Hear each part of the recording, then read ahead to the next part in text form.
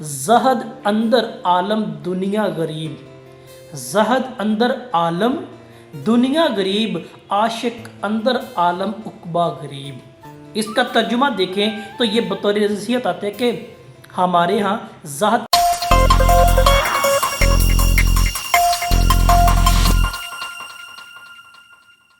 عزیز طلبہ طالبات، ناظرین و سامعین، دوستو ساتھیو، امید ہے کہ آپ سب خیریت سے ہوں گے اور آپ کے لیے ہمیشہ میں دعا گو ہوں کہ رب کائنات کی پاک ذات آپ کو آپ کی علمی سرگرمی میں کامیابی و کامرانی عطا فرمائے۔ ایک تسلسل کے ساتھ انسان کے ساتھ علم اور دانائی چلتے آ رہے ہیں، لیکن اس کو پہچاننے، اس سے دوستی اور ناطہ قائم کرنے کے لیے آج کے انسان کے پاس وقت ہی نہیں ہے۔ ہر بندے کے منہ پہ جملہ دیکھیں تو میرے پاس وقت نہیں ہے، میرے پاس وقت نہیں ہے، جبکہ پاس سب سے بڑی قیمتی اور چیز وقت ہی اس کے پاس موجود ہے، جو اس کا تعلق اور ناطہ اس کی اصلیت اور حقیقت سے عیاں کرنے کے لیے۔ آج کچھ اسی حوالے سے علامہ محمد اقبال کی جو جاوید نامہ تصنیف ہے، اس پر تھوڑا سا ایک تنقیدی جائزہ، ایک سرسری نظر کریں گے اور دیکھیں گے کہ اقبال نے وہ چیزیں کیا بیان کی ہیں اور آج کا انسان کس صورتحال اور کس ڈگرگوں کی حالت پر جا چکا ہے۔ اگرچہ یہ فارسی زبان میں لکھی گئی ہے، لیکن اس کی بلند پایہ خیالی، اس کا عمدہ اسلوب آج بھی ہر بندے سے نصیحت آمیزی کے طور پر ہے، کیونکہ بنیادی طور پر دیکھیں اقبال نے یہ اپنے بیٹے جاوید کو ایک نصیحت خطابانہ کے طور پر وہ کی تھی۔ اب اس سے مراد ہر وہ نوجوان طبقہ ہے، ہر وہ بندہ ہے جو اس عمل سے گزر رہا ہے، تو اس سے اقبال مخاطب ہے۔ فلسفہ کی بلندی کا خیال کریں، انقلاب کی تصویر اور متحرک شکل کو دیکھیں، حقیقی دنیا کا عکس جاننے کی کوشش کریں تو یہ آسمانی ڈرامے کے انداز میں ہمیں جاوید نامہ ملتا ہے۔ عمدہ طور پر دیکھا جائے تو جہان دیگر کی سیر بھی کروائی ہے، برجستہ اور دلچسپ رنگ کے اندر آسمانی تمہید کو اس نے نمایاں کر کے دکھایا ہے۔ ان کے مراحل پر دیکھیں تو تمہید آسمانی اور زمینی سب سے ملتی ہے، پھر اس کے بعد مولانا روم کی روح نمودار ہو کر وہ مراج اسرار بیان کرتی ہے۔ اس کے بعد زروان جو زمان و مکان کے طور پر لیا گیا تھا، عشق الہی اور عشق رسول کی وہ تلقین کرتا ہے، جو کہ آج وقت اور یہ سارا کچھ ہونے کے باوجود ہر بندہ کہہ رہا ہے کہ میرے پاس وقت نہیں ہے۔ شاعر مولانا روم مختصر طور پر افلاکی سیر کرتے ہیں، بلندیوں پر جاتے ہیں، خدا کی قدرت اور جلوہ گری کا باریک بینی کے ساتھ مطالعہ کرتے ہیں، پھر چاند پر جہاں ہندوستان کے مشہور یوگی وشواستا سے ان کی ملاقات ہوتی ہے، اور اسی طرح ترتیب کے ساتھ چلتے چل جائیں تو ہمیں 30 قسم کے کردار ان میں مخاطب ہوتے، ملاقات کرتے اور ان سے مکالمہ نگاری ہوتی ہے۔ ان میں مسلم بھی ہیں، غیر مسلم بھی، حتیٰ کہ فرعون تک بھی موجود ہے۔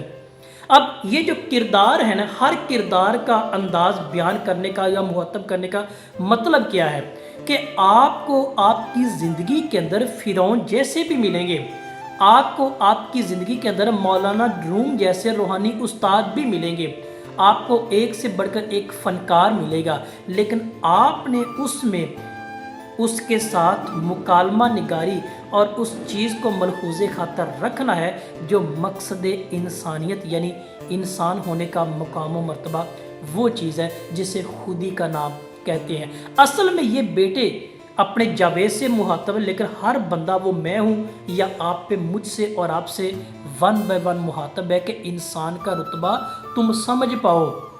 تم جان لو کہ تمہاری زندگی کے اندر فرعون جیسے کردار بھی پیدا ہوں گے اور تمہارے جیسے وشواستا یوگی بھی کئی ایسے روپ لیے تمہارے سامنے آئیں گے، لیکن تم نے ان میں انسان کا رتبہ سمجھنا ہے اور اس کو پانا ہے۔ یہی سب سے بڑی تلقین اور یہی سب سے بڑا عشق الہی موجود ہے، یعنی زہد۔ اب اس بات کو دیکھیں جو ابھی ہم نے کی ہیں تو اس کا ایک بطور شعر مثال لیتے کہ زہد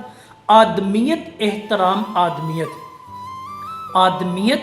احترام آدمی، باخبر شو از مقام آدمی، کہ اس کا ترجمہ دیکھیں آدمیت آدم کا احترام کرنا ہے کہ اے انسان، اے آدمی، تو نے آدمی کا احترام کرنا ہے جو آدم سے ہے، यानी आदमी के मुकाम से बाखबर हो जा, क्योंकि सबसे बड़ा मुकाम, सबसे बड़ा रुतबा इंसान को समझना और इंसानियत को पाना है। अब ये बतौर एडवाइस या नसीहत हर उस बंदे से है जो इकबाल के इस खिताब को समझता है और अपने आप को इंसान होने का दर्जा दिलवाने की कोशिश करता है। दूसरी इस यहाँ पे मिसाल देख रही शेर को कहते हैं, जहद अंदर आलम दुनिया गरीब, जहद अंदर आलम दुनिया गरीब, आशिक अंदर आलम उकबा गरीब। इसका तर्जुमा देखें तो ये बतौर नसीहत आते हैं कि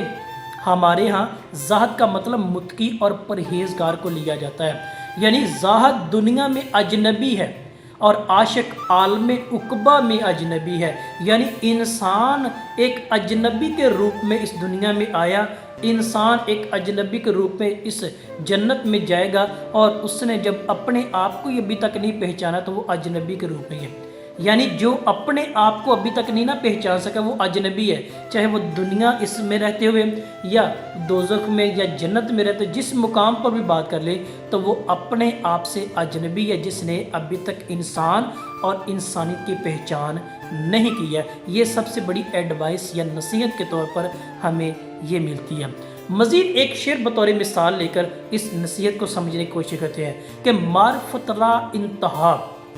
मार्फत रा इंतहा न बुदन अस्त, जिंदगी अंदर फना आसूदन अस्त। इस शेर के तर्जमे को देखा जाए तो कहते हैं कि मार्फत इंतहा में अपनी फना है, यानी अपनी हस्ती को मिटाना है, अपने आप को फना करना है। क्या ज़िंदगी फ़ना में आराम व सुकून हासिल करना है? इंसान पैदाइश से लेकर मौत तक मुसलसल आगे बढ़ने का, अपनी हस्ती को फना करने का, इस मिट्टी की मिसाल ले लें या अपने आप की मिसाल लें, किसी भी एंगल और जाविये को देख लें तो इंसान ने क्या करना है, यहाँ से मरना है, कब्र में जाना है, मट्टी के साथ मट्टी होना है और इसको आराम सुकून हासिल करना है। वो जो अबदी ज़िंदगी है उसके लिए है, क्योंकि मट्टी से मट्टी पर और फिर मट्टी में औकाते इंसान ये है तो फिर गरूर कैसा। तो हमें ये एडवाइस, ये नसीहत यहाँ पर भी एक हमें तमीद ज़मीनी और आसमानी दोनों अंदाज में मिलती है। मज़ीद शेर बतौर मिसाल ले तो कहा जाता है, दर ज़मीर असर, दर ज़मीर असर खुद पोशीदा अस्त, अंदरी खलवत चसा गंजीदा अस्त। इस शेर को बतौर तर्जमा लें तो हमें समझ आती है कि वो मंसूर अपने ज़माने के ज़मीर में पोशीदा है, वो इस ज़मीर की खलवत में कैसे समा गया, वो तो कुल कायनात में समा नहीं सकता। मतलब क्या है कि ये वो एक ऐसा राज है कि खुदा पूरी कायनात में समाया हुआ है, पूरी कायनात में वसी है कि छोटी सी जगह पे वो एक मेरा और आपका ज़मीर यानी दिल है जहाँ पे वो समा के बैठा हुआ है। हमें इस राज को जानना है कि वो खुदा का एक पोशीदा राज है, वो कुल कायनात में नहीं समा सका मगर मेरे और आपके छोटे से दिल में समा के बैठा हुआ है। तो ये अंदाज़ एक नसीहत आमेज़ और खुदा की उस अलूहियत को जानने का जो मेरे और आपके ज़मीर में बैठा हुआ है, क्योंकि ज़ामने ज़राफ़त मजमुआ मट्टी याद और रूह जो इंसान को ये दिल ठक ठक करने की सूरत में बता रहा है और उसका ज़मीर से मलामत कर रहा है। क्यों? अपने ज़मीर की अदालत में जाते रहा कीजिए, अपने ज़मीर की अदालत में जाते रहा कीजिए। एक तो वहाँ फैसले सच्चे होते हैं और दूसरा वकील की फ़ीस भी नहीं होती है। आगे चले तो उसकी कुदरत और उसकी जलवागरी हमें बयां करती है कि बेतजल्ली ज़िंदगी रंजोरी अस्त, बेतजल्ली ज़िंदगी रंजोरी अस्त, अक्ल महजोरियो दी मजबूरी अस्त। आज के दीन की मजबूरी का हाल वो बयान कर रहा है। कैसे कर रहा है कि तजल्ली के बगैर ज़िंदगी गम और तकलीफ़, अकल दूरी और दीन मजबूरी बन जाता है कि अकल के बगैर, फ़हम के बगैर, फ़रासत के बगैर आज का दीन क्या है, मजबूरी की अलामत बन चुका है। नमाज फ़र्ज़ है, पढ़ते हैं, एक वो उस निगाह से, उस जाविये से नहीं जो नमाज के पीछे या दीन की उस तालीम के पीछे इंसान को राहबरी या राह रास्त का मतलब। अब तजल्ली का देखें तो हज़रत मूसा का वो वाक़या आपके सामने मौजूद है जो हमें आज भी उस तजल्ली को देखने, ज़िद करने पर, मलामत करने पर तुला होता और अब बताता है कि इंसान तुम्हारे पास ये क्या चीज़ मौजूद है। इस तजल्ली का देखें, इस जाविया का देखें तो मज़ीद बतौर मिसाल शेर जो तजियाती नुक्ता नज़र और तनकीदी जायज़े के तौर पर मिलता है। ई तमाशा खाना सहर सामरी अस्त, ई तमाशा खाना सामरी सहर सामरी अस्त, बेरुल कुदस अफसों नगरी अस्त। कि अब इसका तर्जुमा देखें तो हमारे पास बड़ा ही सादा और उम्दा अल्फाज में आता है कि ये जो तमाशा है ना, तमाशा खाना यानी दुनिया सामरी का एक जादू है।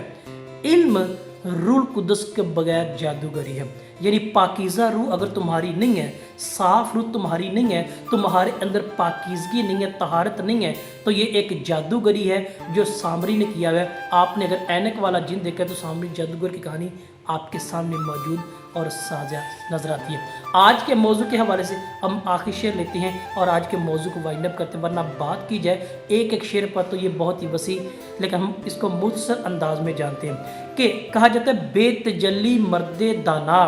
रा नबुर्द, बेतजल्ली मर्दे दाना रा नबुर्द अज लकद कूबे ख्याल खविश मर्द। इसका तर्जुमा देखें तो हमें बयान होता है दाना मर्द ने तजल्ली के बगैर रास्ता न चला और नादान ख्यालों की दौलतियों से मर गया। अब दाना अक्लमंद यानी तजल्ली के बगैर, रोशनी के बगैर, उस रोशनी का जो आसमां से चमकी हज़रत मूसा अलैहिस्सलाम का वाक़या आपको यहाँ पे याद होना चाहिए कि उसके बगैर नहीं चला। तो नादान क्या है, अपने ख्यालों के वो ख्याल, वो तसव्वुरात जो मन गढ़ ख्याल, उनकी दौलत में ही वो मर गया था। अब हर एक अंदाज में देखें तो हर वो फ़िरौन का किरदार, वो मौलाना रूम का किरदार, वो ज़मीनी किरदार, वो आसमानी किरदार, वो इश्क इलाही, ये सारी बातों का निचोड़ किसी न किसी रंग के अंदर हमें इन अशार में या इनके अलावा दीगर अशार में मिलता है, जो शायर का नुक्ता नज़र और हमें आज की तलकीन नज़र आती है, जो कि औलाद होने के नाते वो एक बाप समझाता है। हमने आज इसका मुख्तसर तौर पर तनकीदी जायज़ा देखा और पहचाना है। आपका कुछ सवाल, आपकी कोई राय तो ज़रूर कीजिएगा। आप सबका बहुत शुक्रिया।